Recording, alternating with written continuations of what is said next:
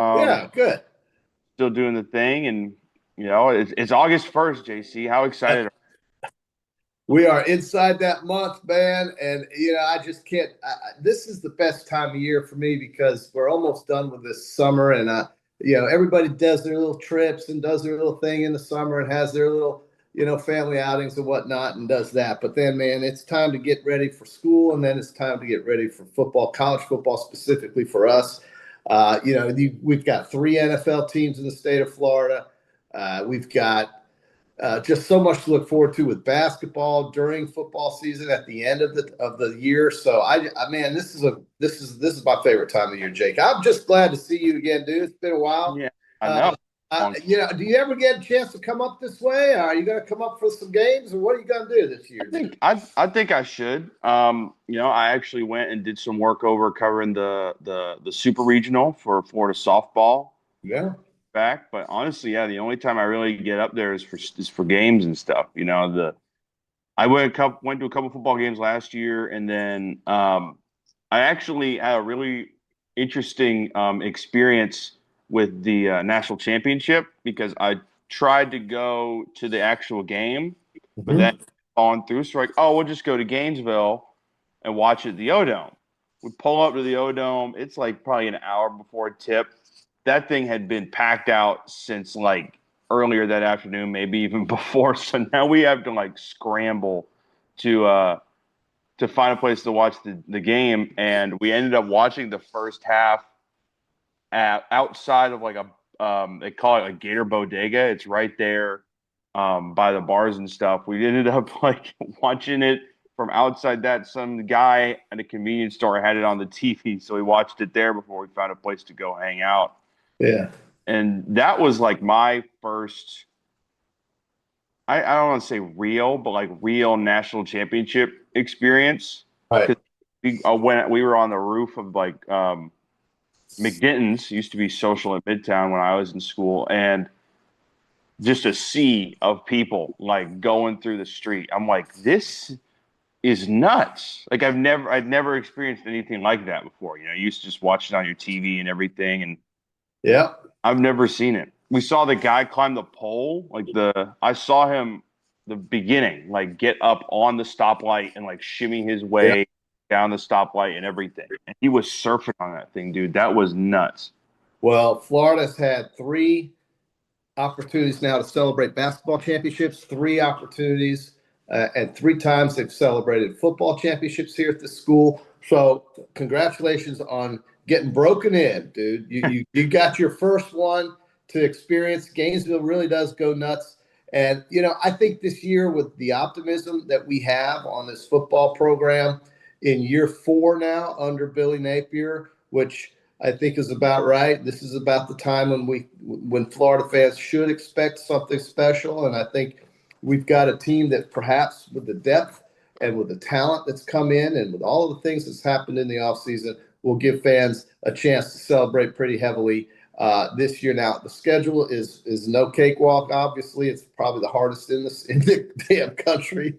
I mean, some of these back-to-back games they played, I've been preaching over it and over it and over it. This team's going to have to stay healthy, man. And if depth is an issue, that's going to be bad. But health is big. I mean, we're talking about a quarterback who hasn't, he didn't take any snaps in the spring game. We now have heard he's been in a boot. I don't know, Jake. I just hope Harrison Bailey's ready to go at some point. I don't know when or if, but I do think this backup is going to be an important part of this team, and I think we're going to be talking more about him as we go through it because you've just got to have a quarterback in this league if you're going to get through this schedule. And I don't know what Bailey's going to give us, if he's going to get a lot of opportunities or not, but I do think we're going to be talking about him. I do. Yeah. Yeah. I mean, everybody saw what happened last year when when you did, when you have your first quarterback go down and then your second quarterback goes down, you have to start, Aiden Warner against Texas. I don't think people, Bad. but like it's just been awful with guys who seem to be the guy, and it just Mhm. I don't want to say never pans out, but things just hold him back, or something just happens, or so you see a guy start to find his rhythm and just boom, injuries start happening, or like Anthony Richardson getting hurt a few times. The first time he saw major playing time, even all the way back to Johnny Brantley, when he looked like he was starting to figure it out a little bit, and boom, high ankle sprain. He played with, Yeah. like, you just want to, even Will Greer, everybody loved Will Greer, and then he got the PED suspension and everything. And you just want to actually, I guess, see good quarterback play happen. And when you lose guys who seem to have the ability to do something really, really special, it just kind of takes all the air out of the balloon.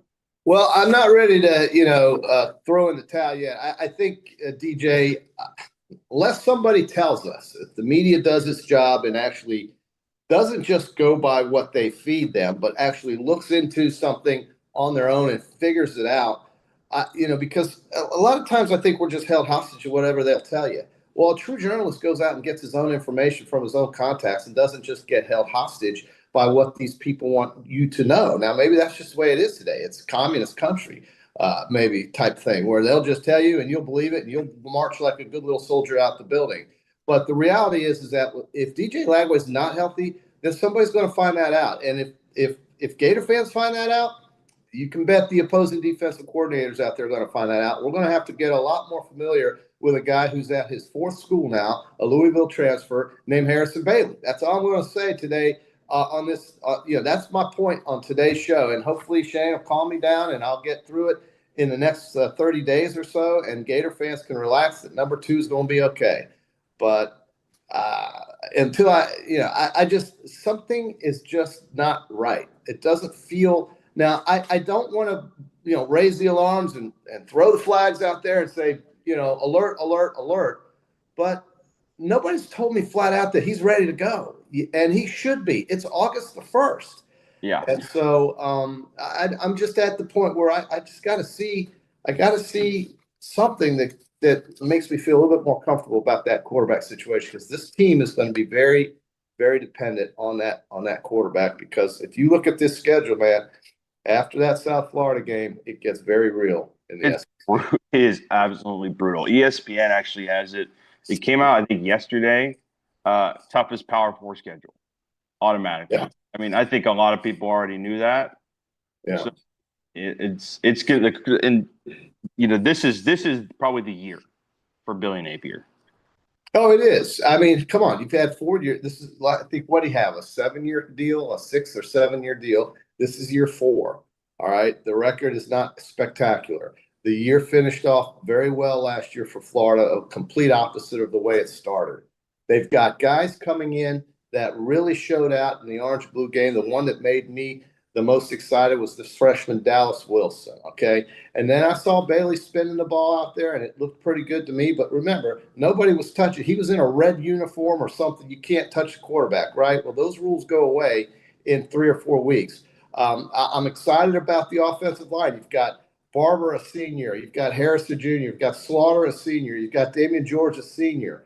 And then I think Bryce Lovett, who's a sophomore. But you've got an experienced offensive line, 4 starters. And this is the year. This is the year. You got a running back room that everybody is excited about, led by Jaden Baugh and some of these other. Katie Daniels, I think, is going to be tremendous. And then you've got this wide receiver room with the Wilson boys, Eugene Wilson and Trey Wilson, and then this Dallas Wilson kid. You got the UCLA transfer Sturdivant. You've got Vernell Brown coming in with a lot of hype.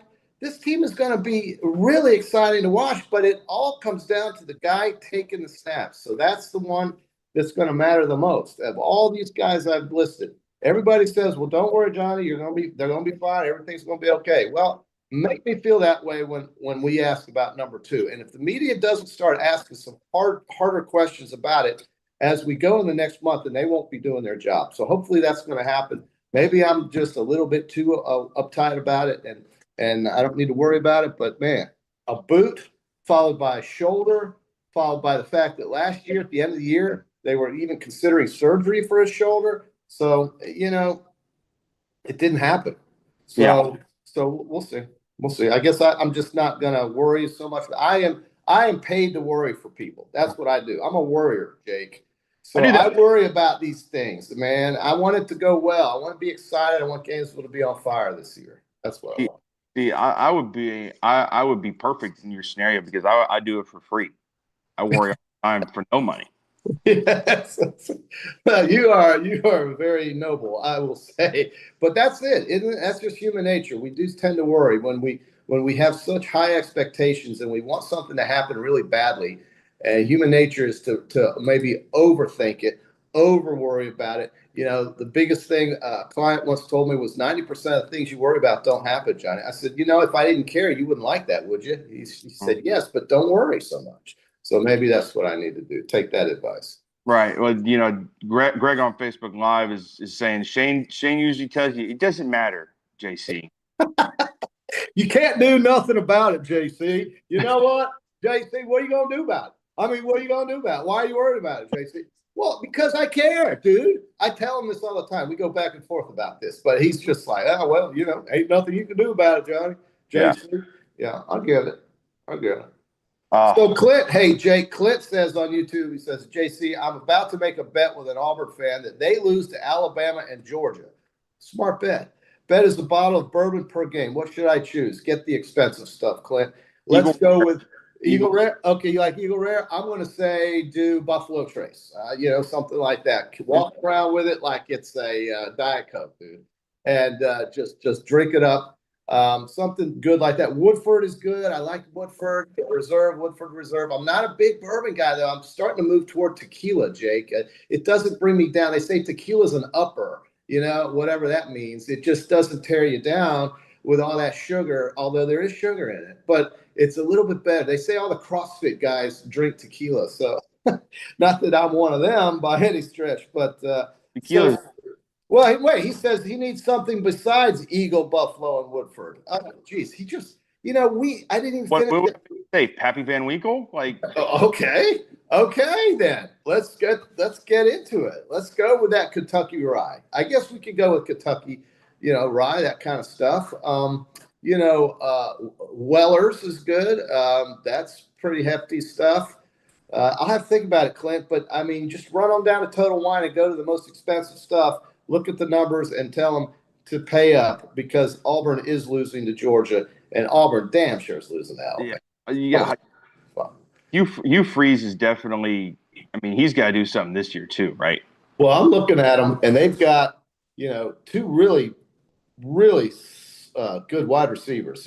Cam Coleman, Eric Singleton Jr., Malcolm Simmons. These are good. It's all coming down to, again, the quarterback for them. It's no different than anybody else, it seems like. Oklahoma's whole season is going to rest on John Mateer, the transfer from Washington State. Auburn's season is now on Jackson Arnold, the guy that left Oklahoma. Florida, DJ Lagway. Alabama, Ty Simpson. Uh, excuse me.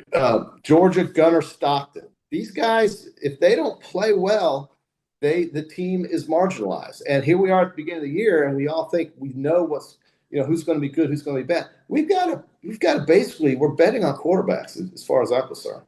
Oh yeah.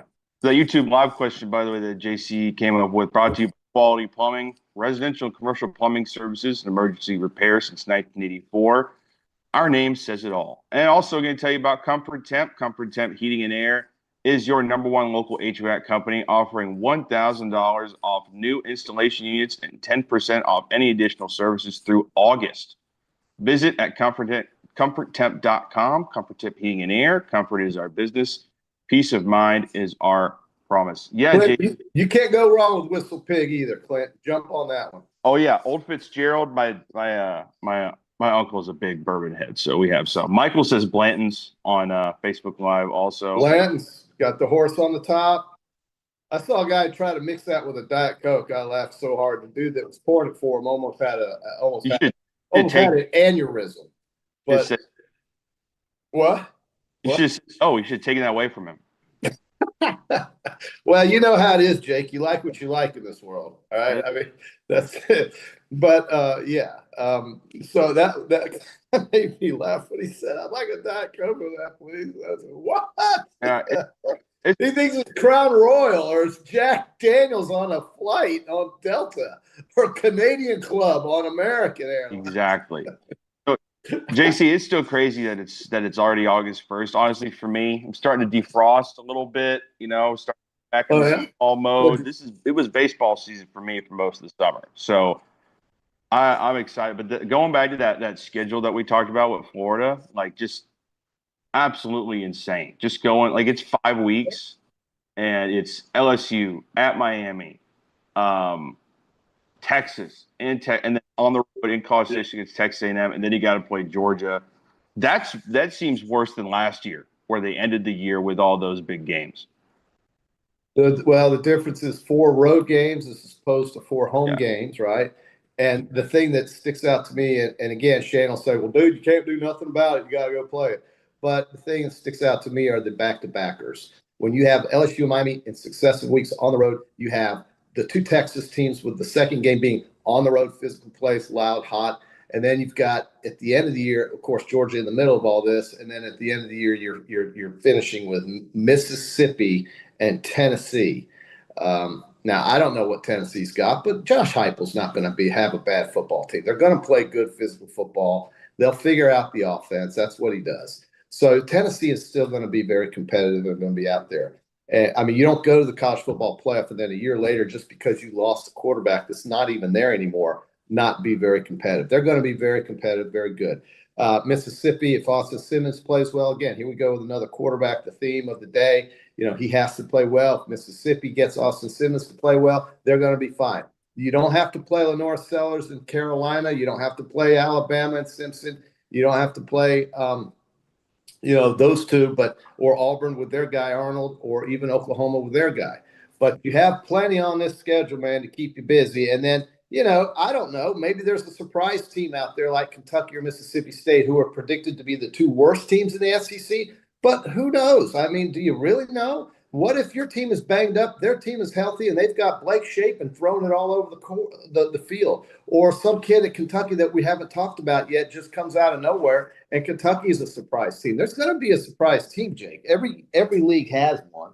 And I think that's what we're looking at. I mean, last year, clearly the surprise team was South Carolina. Did anybody bet 9 wins for South Carolina last year? A game they should have won at Alabama, or could have, I guess, with the ball in the last few minutes of the game after recovering an onside kick, a team that went to Clemson and won on the road. Nobody saw that. So again, there's going to be a team out there that is going to be a surprise. It's going to come out of nowhere. It's going to blow your mind. And you're going to say, why didn't I get those prop futures at the beginning of the year on these guys? Well, because you don't know. You don't know. That's why. You can't just throw money around like that. So yeah, Lenora Sellers, I think, was preseason first team all SEC, and that's quarterback that you don't have to worry about. That dude last year came in was just such a playmaker for them. I'm excited to see what he evolves into for his second year under the helm over there. They're excited up in Carolina. I'm going to go to the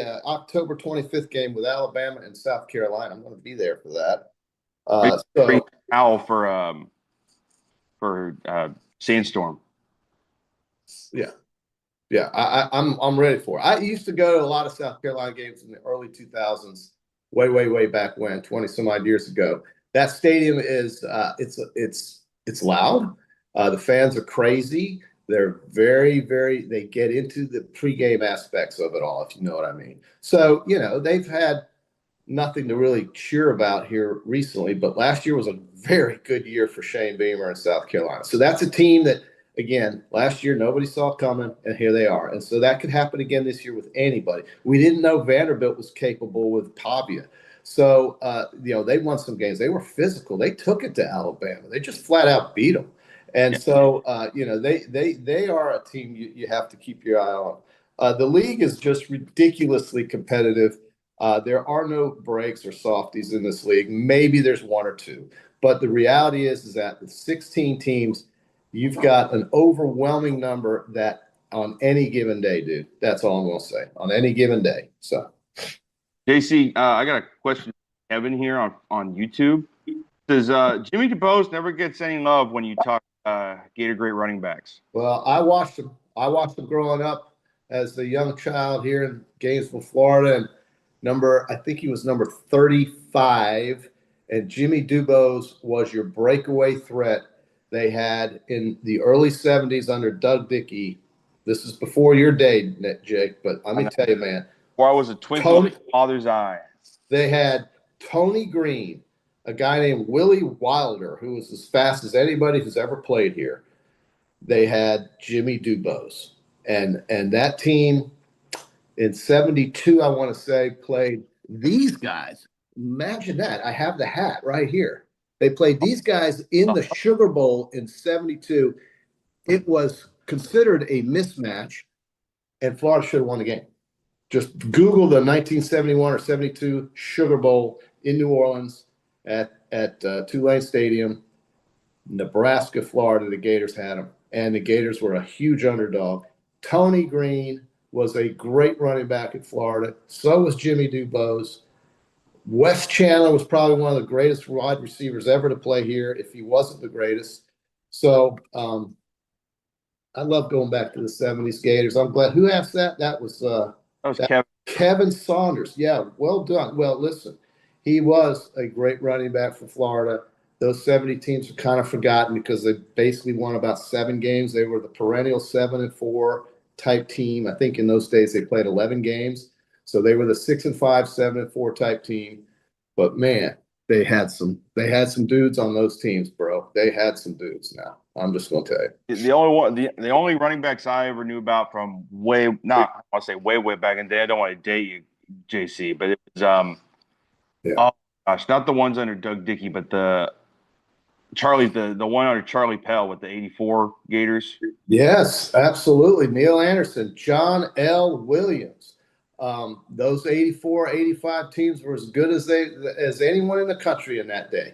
Kerwin Bell, the quarterback. Who was that guy? Nobody had heard of him. It is, again, going back to the idea that somebody can just pop up out of nowhere and shock the world. And that 84 Florida team was, without question, undoubtedly the best team in the country. They would have beat the hell out of BYU that year, and everybody knows it. And they couldn't go because of the probationary crap. And it's too bad, but man, those guys, the Great Wall of Florida, we've talked about them on the show plenty of times. Those teams were magic. Ricky Nattiel on the outside, just running past Georgia Bulldogs like he was just in a track meet, just running away from them in the Olympic Games. I mean, just incredible how talented those teams were. Yeah. Oh, yeah. Silverback Concrete builds firm foundations for generations. You stand on it. We stand by it. Silverback Concrete, JC. Don't forget to use them if you ever do. Also want to tell you about Electronics World, integration design specialist for smart home automation and entertainment. It's summer, folks. Let Electronics World bring the Florida Gators, college football, and the NFL to your living room. Electronicsworld.net is where you can check them out. JC, did you watch any of the preseason game last night? Yeah, I saw the first quarter, and then I couldn't take any more of it. And, you know, if you're betting on those games, you truly do redefine the word degenerate. And I tip my cap to you because you're bold, if not stupid, but you are after it. And it's a good thing to do if you're into that. But I cannot bet on preseason games, but I did watch some of it.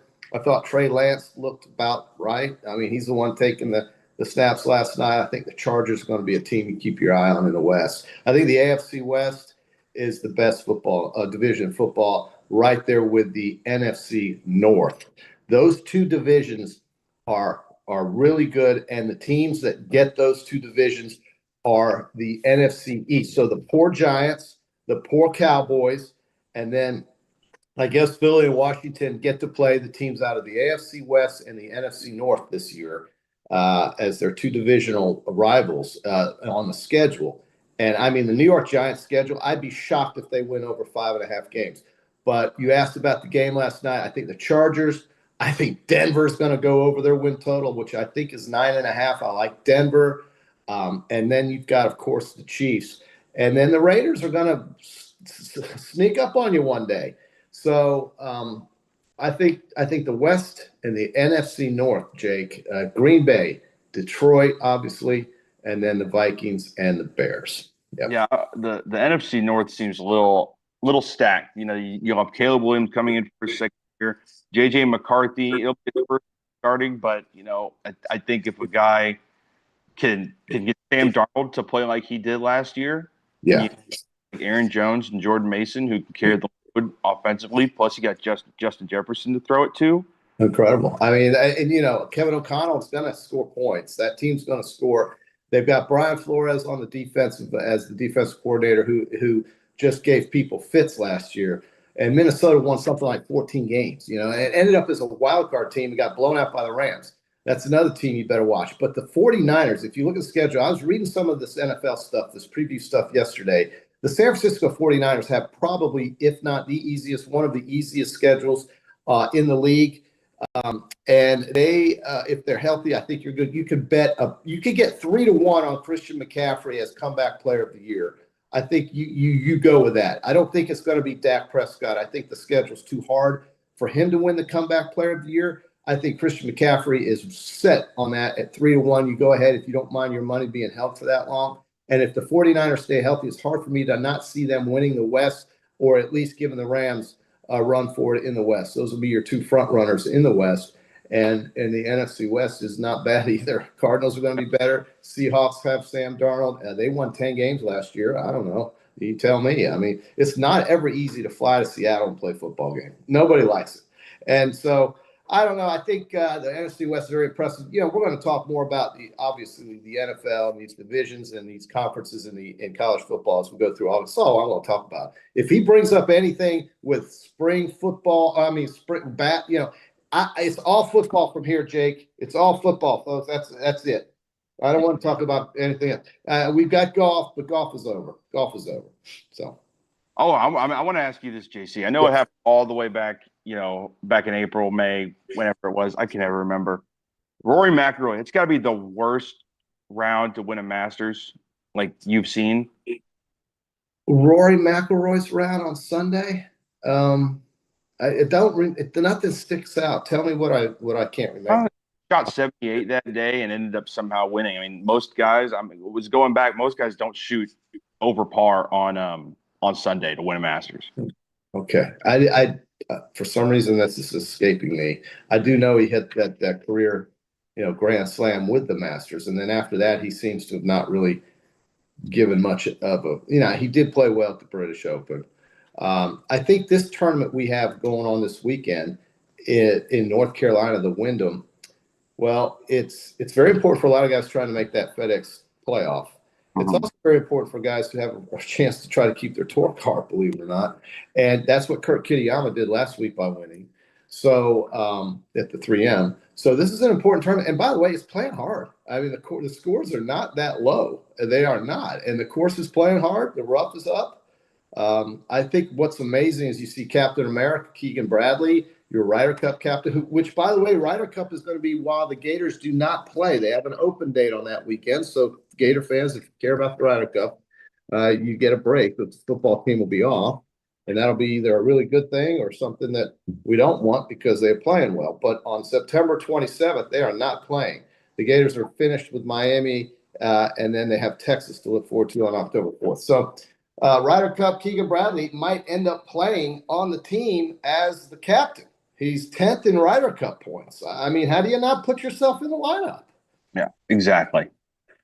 I'm excited to see how that turns out. Yeah, Bethpage Black's going to be raucous. They're going to be very excited, and I think we have the United States. Keegan's got to get the right captain's picks. We'll already go with the players who qualify, led by Scotty Scheffler, of course, but he's got to get the right captain's picks. And, he may not have to pick himself because he may qualify in terms of the points to play on the team if that's what he wants to do.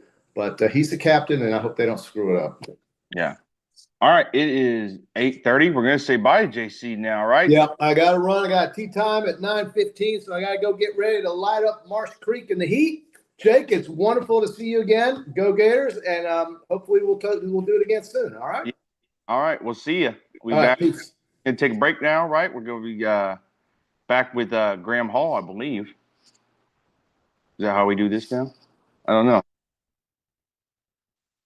Our premium sponsors are Campus USA Credit Union, International Diamond Center, Meldon Law, QC Kinetics, Dave & Buster's, UF Health Orthopedics and Sports Medicine Institute, JF Hayden Craft Liqueurs, Florida Cracker Kitchen, Los Linderos Tequila. Gridiron sponsors are Baker Sporting Goods, Comfort Temp, Electronics World, Florida Victorious, Gallo Car Wash, Miapa Latin Cafe, Peachland Dental, Quality Plumbing, Ruse Ogre State Farm, Silverback Concrete, 84 Lumber, Big Mills Cheesesteak, Celebrate Primary Care, Dowling Sign, Gator Bait Media, Gator Dominoes, Ironwood Golf Course, Okido America, Tropical Smoothie Cafe, UF Bookstores, Nest and Wow, MG&A Wealth Management. Watch and listen to us live on Facebook and YouTube. Listen to the podcast whenever on Apple or Google Podcasts, Spotify, or wherever you listen to your favorite podcast. Remember to like, follow, and subscribe so you don't miss an episode. To become a sponsor, call my man Freddie at 352-284-3733.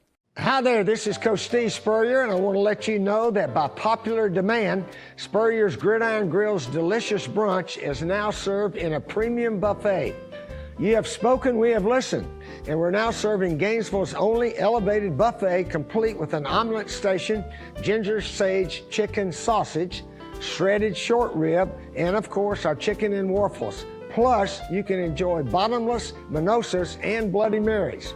So join us every Saturday and Sunday from 11 to 3 for the best brunch in town. The most important thing I learned from my father was work ethic and integrity. Never veer away from integrity, even if it costs you money. International Diamond Center owner Keith LeClaire. The core value for IDC is to protect the customer. That means offering the largest selection, uncompromising quality, the strongest warranties, and honest guidance from experts who are not paid on commission. International Diamond Center at Celebration Point. Online, shopidc.com. What's up, everyone? I'm Mike Pouncey, and this is my twin brother Marquise Pouncey, and this is Life After Football. Let's go.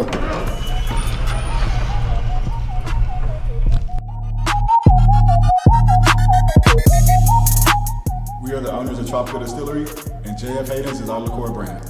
We have 5 different flavors: a mango, a lychee, an espresso, citrus, and key lime pie. We pride ourselves on not only being a Florida-made brand, but also a cocktail solution. With that being said, cheers and go Gators.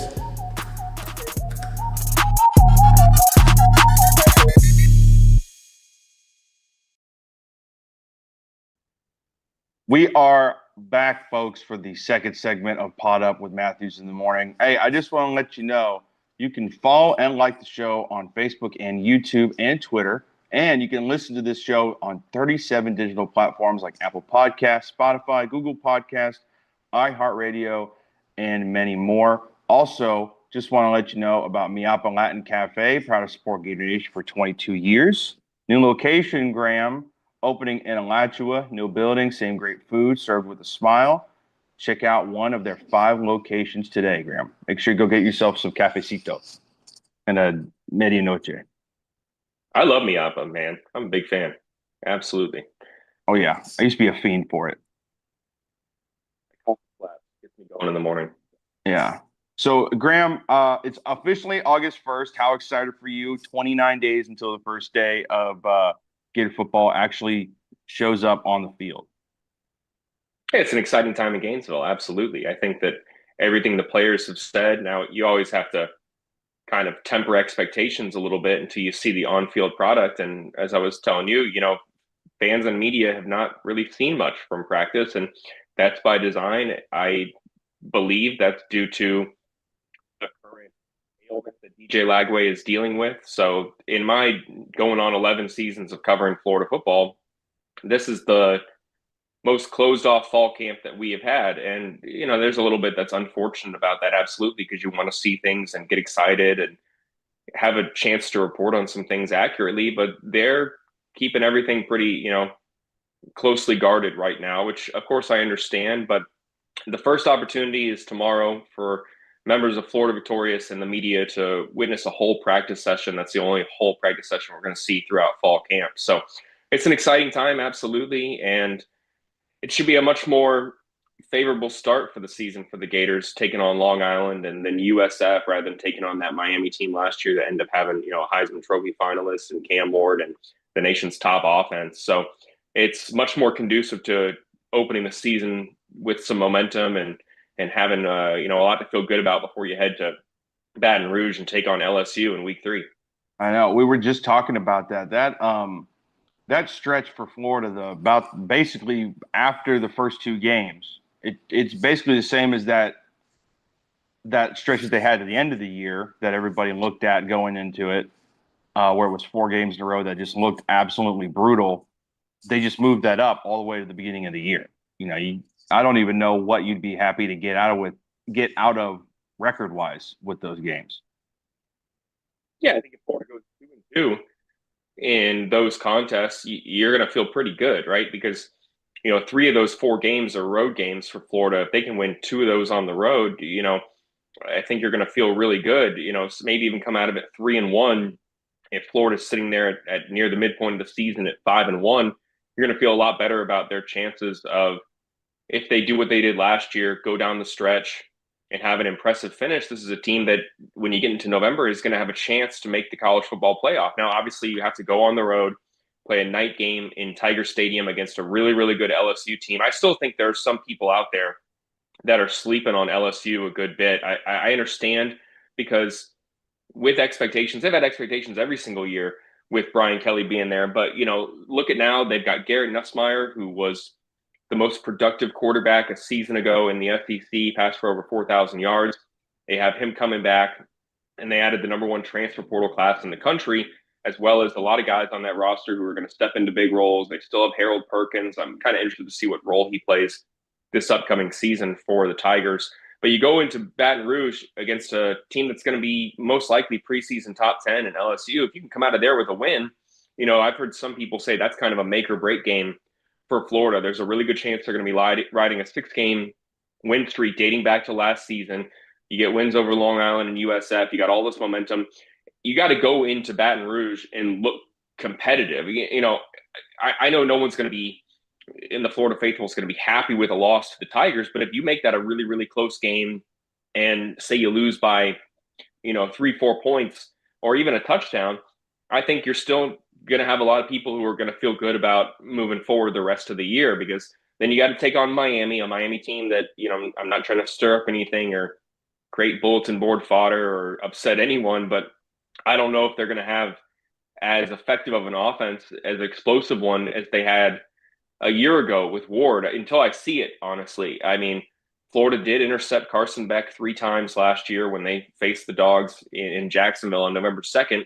And if the Gators can be effective against him and have some success and be explosive on offense, even that game being down in Miami, I think they're going to have a really good chance getting out of, Miami with a victory. Then you obviously get the bye week, regroup a little bit, fix some things from those 2 games against LSU and Miami. And then you got to host a Texas team, which obviously a very, very talented Texas team. But again, they're moving to a new quarterback that a lot of people are high on, that I'm still going to wait and see how good he is. But, Arch Manning, let's see how good he is in a road environment in front of, 90,000 fans in Gainesville.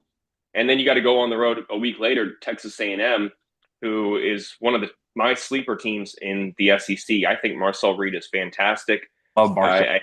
Yeah, he's going to be really, really good this year. And I'm kind of surprised I don't see him often mentioned in the top 5 or even the top 8 quarterbacks in the SEC. I get the love for a lot of the other guys, but I think he's going to be really, really good. You saw how effective he was last year in Gainesville in his first ever start.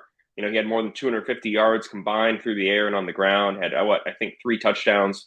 This is someone who they can't take him lightly, especially in College Station. So if you get out of that even 2-2, that 4-game stretch, 3-1 would be fantastic for Florida, because they're sitting there potentially, most likely, at 5-1 before you got to take on 2 teams that are probably in the bottom 4 or 5 teams in the SEC, and Mississippi State, and then Kentucky in a little bit before you take on Georgia. It really sets up favorably for Florida, but it's a daunting slate. Absolutely, just not going to be as tough of a slate. Yeah, I'm interested to see how many wins they get. I wonder what the ceiling for wins are. Like, I mean, realistically, you could see about 8 wins this year, like before you get to the bowl game. I mean, that would be a good year, in my opinion, just based on the schedule, where they got to go, who they got to play, and the times they got to play them. The 2-2, you're sitting at.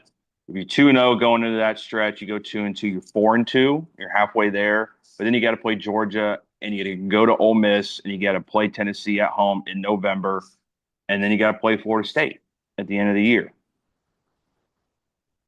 Yeah, I think a lot of people would be feeling good. Absolutely. You get there and we'll see what, those two teams that you mentioned, those rivals of Florida, what they look like as well. Both of those teams have some interesting questions to answer. I think they're both going to be really, really good defensively, but then you're moving to new quarterbacks. We saw what Gunnar Stockton could do last year in that Notre Dame game, and I think he was effective, but that was a team victory in a sense, they they looked good, absolutely. And you lose Carson Beck to even be fighting in that game with your backup quarterback making his first start. That's a really effective performance. I think that Notre Dame is going to be one of the best teams in the country, and obviously, this is how bad my memory is from last season. Notre Dame comes out of that game with a win, right? And you're looking at just what that team could do this year. I think that they're going to be a favorite to be in the conversation for the championship. But then also Tennessee, what do they got in Aguilar? That's a huge question. They got to come to Gainesville. And if Florida shows the late season improvement like they did a year ago, I think there's a good chance that they come into that game favored, in Gainesville, playing in the Swamp. Well, if Aguilar is fantastic, that's going to be a totally different question, but we're going to have to wait and see. Absolutely. But defensively, I think they're going to be really, really good. It's going to be a slugfest in my mind. So I think there's a really good chance that Florida is going to, finish with 3 wins in November. Going to Ole Miss is going to be difficult. I think Austin Simmons, in the same category as Marcel Reed, I think he's being a little bit slept on right now in the SEC, which makes sense anytime you go from a guy like Jackson Dart, who was so effective, so productive, and they lose a ton on offense, lose Trey Jones. What do they got? Trey Harris, excuse me. What do they got offensively? I trust Lane Kiffin, absolutely, but Florida got a win last year. So I do think that it's going to be an interesting schedule for Florida. A lot of winnable games on this slate for the Gators, but they're going to have to make sure that they take care of business. Oh yeah, and avoid that midseason lull, drop off, whatever you want to call it. But if they make improvements with the bye weeks like they did last year, I think Florida's going to have a good chance in November to be in the conversation to make the college football playoff. Yeah. And Facebook or YouTube live question, Graham, here from Michael. He's wondering how the Gators are going to look on defense with Sunsuri coming on the coaching staff. Yeah, I think that you won't see much or any of a drop off whatsoever. I do think at safety there, that is probably one of the more solidified positions right now because you return Jordan Castell, who's been starting at Florida since he was a freshman. He didn't make that first start of his career against Utah, but then has been a mainstay for the Gators back there. And I know that there were some critics out there about his performance last year. I'm not as negative on it whatsoever, but he was still an underclassman, still learning, still improving, and he's been one of your leading tacklers the last couple of years. And if he can just continue to expand his knowledge of where a team is going to be and be in the right place on the field, this is someone who I think is going to be really effective and a good tackler in the open field. And then Bryce Thornton showed that he is one of the better ball hawks that we've seen in recent years at Florida, just knows where to be, solid tackler, physical. And again, another guy who's entering his junior year. You're expecting a noticeable improvement from him. So those two guys right there. And then if they can develop some depth at safety, maybe get the freshmen involved with guys like, Lagonza Hayward and Drake Stubbs, this is going to be a third level of the defense that I'm not really too worried about them from giving them an explosive play standpoint. I think you won't see much of a drop off at all. I think you're going to actually see improvement at safety this year for the Gators. Corner is probably a bigger question mark for me. I think Darren Wilson's a fantastic coach, but they do have a battle there between, Cormani McLean and Dijon Johnson. Then you're also going to have to develop some of the freshmen at the position, Ben Hanks, Onis Kanabani, Javari Flowers. Those guys, ideally, you're going to find a way to get them involved and see the field and be able to rotate there consistently. And injuries do occur. You have to make sure that if injuries occur, that you're going to be ready. And otherwise, though, I am really high on Florida's defense. I think the front seven is going to be fantastic. I think they're going to be great off the edge. They're going to get production from a lot of guys who were waiting in the wings, from LJ McCray to, even Cameron James, Jaden Robinson. And then you got the duo at, weak side linebacker there in Miles Graham and Aaron Giles that, that's a good problem to have who you start, because both those guys are absolutely have really, really high ceilings, talented guys. And then you team them up with Pup Howard.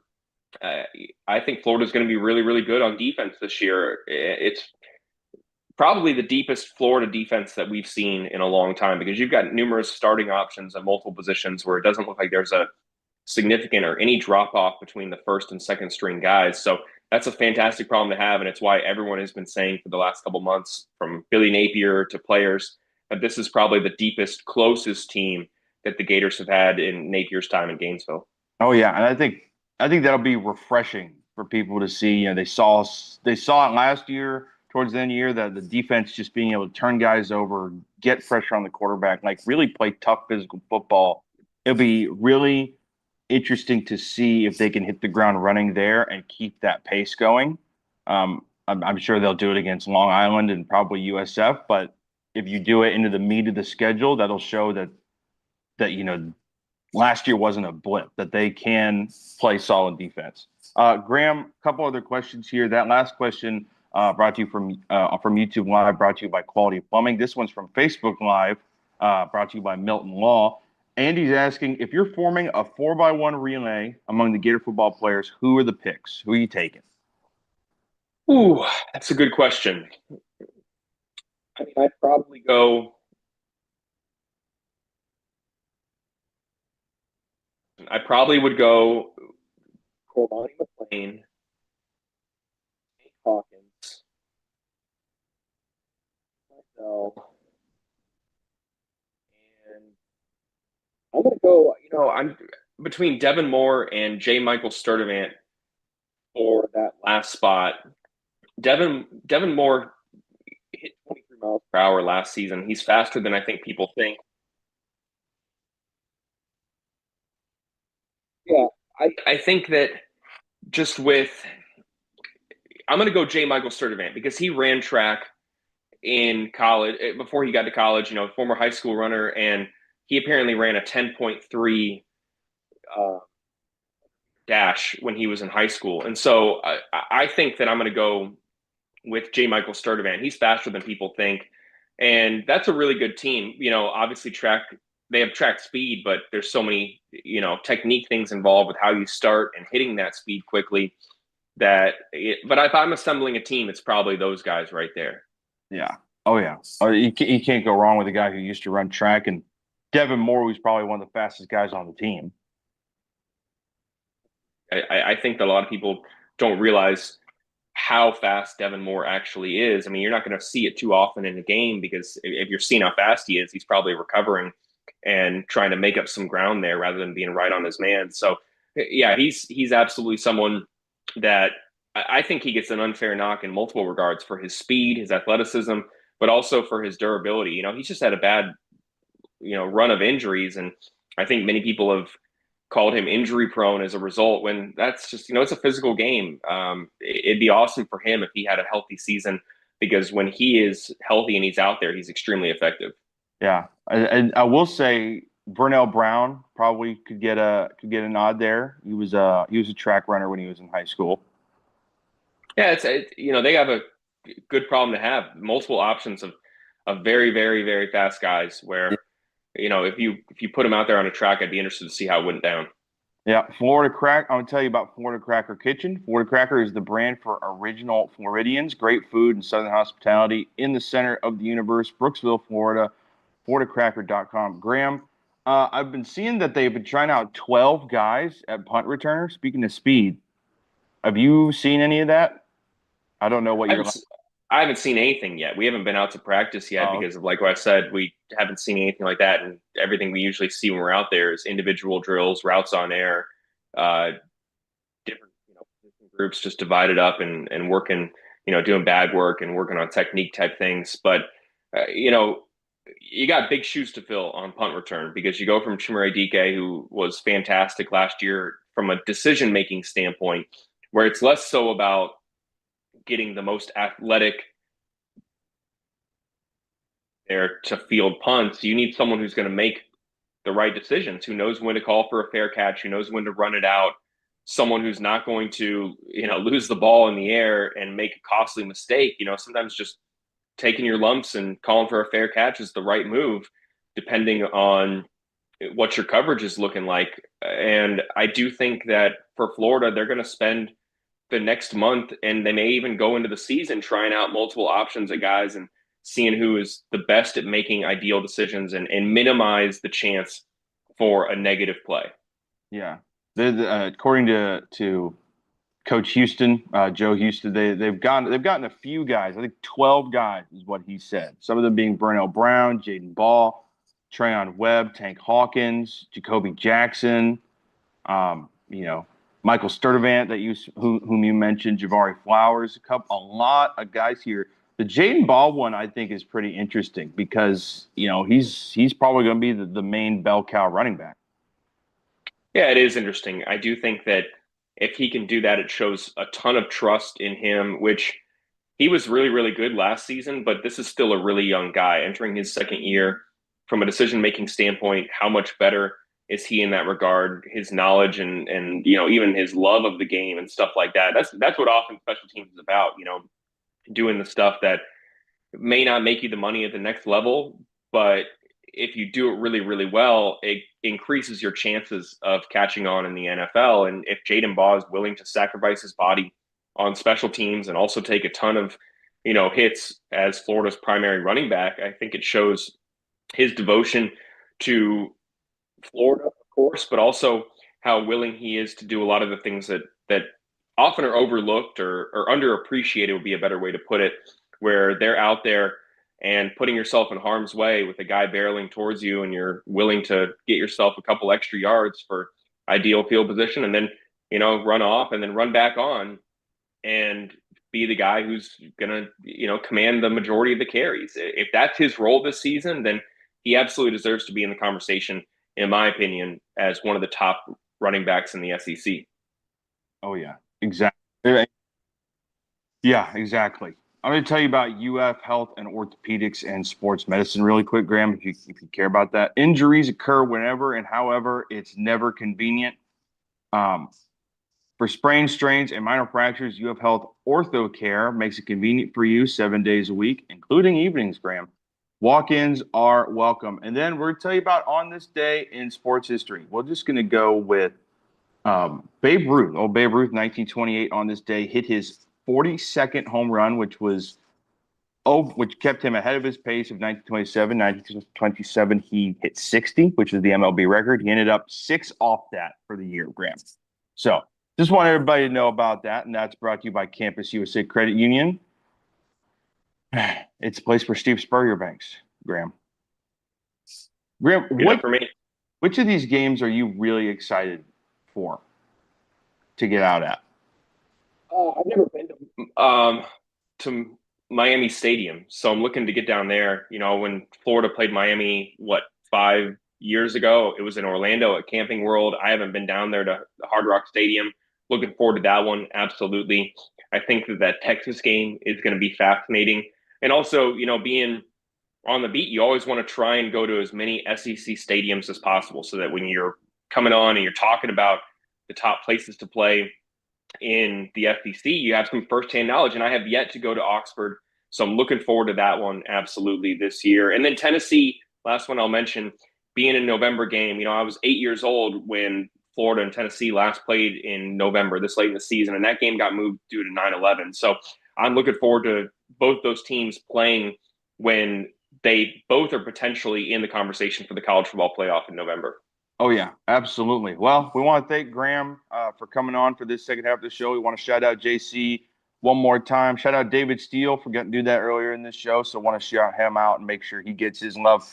Graham, thanks for coming on. Thanks for everybody who was part of the show today, asked some really good questions. Glad to be hosting it. Graham, we'll see you later, and we'll see everybody else later too.